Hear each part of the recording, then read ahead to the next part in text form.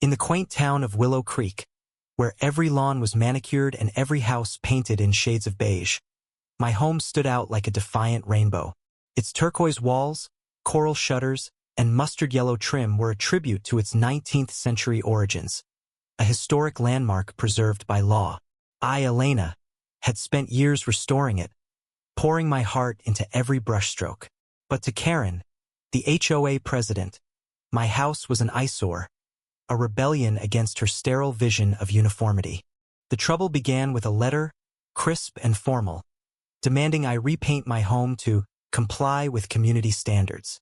Karen's signature was a sharp scrawl, her authority unquestionable, so she thought.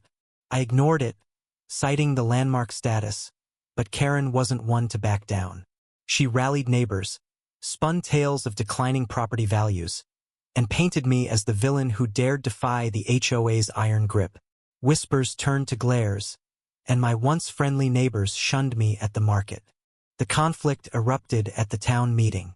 Karen stood at the podium, her voice dripping with condescension.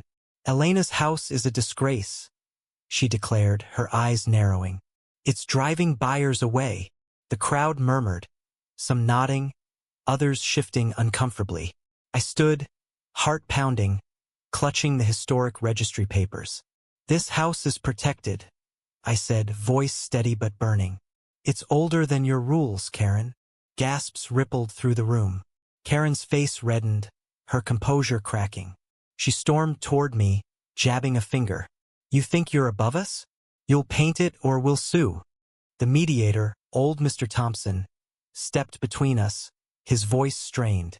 Let's calm down, folks. There's history here, literal history. But Karen wouldn't relent. She dug up every obscure HOA clause, twisting them to her cause.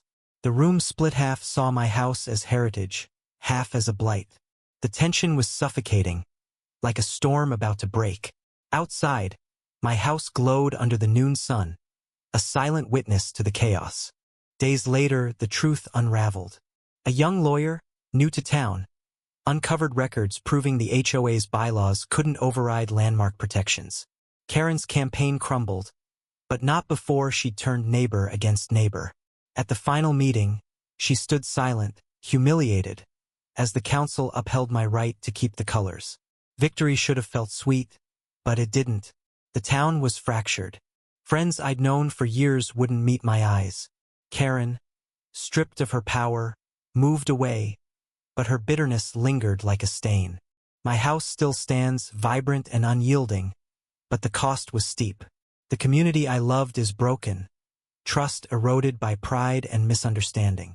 I walk past those colorful walls daily, wondering if preserving history was worth tearing us apart.